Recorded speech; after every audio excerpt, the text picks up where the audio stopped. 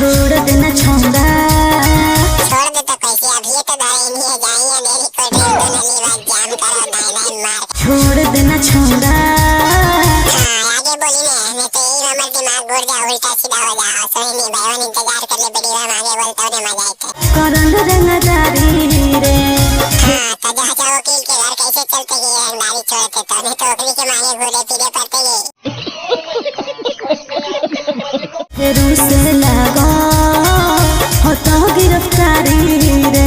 गिरफ्तारी के करते तर बहुत ही तोरा पता ना सोनू भाई के जेल में ससुराल लगा आना जाना समझ नहीं। तो ही चाकर का है कोट कचहरी थाना के। चक्कर में काटा जाए सराहना पहुंचावे थाना के तवे ने उठा पटा के लेगी तो अंधेरी कोठी पर लालटेन जला के छोटी करे जा वाला हो ना तोर दीवाना गे।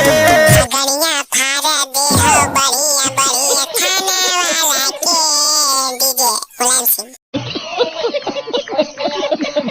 जेलबे हो ससुराल लगल रहे आना जाना गे। हमरो शादी भी करान सोनू भाई जेल में ससुराल होई त हमरे का वो शादी हुई तो खुद बढ़िया होगा अंधेरी कोठी में ले जाइए लालटेन जला के।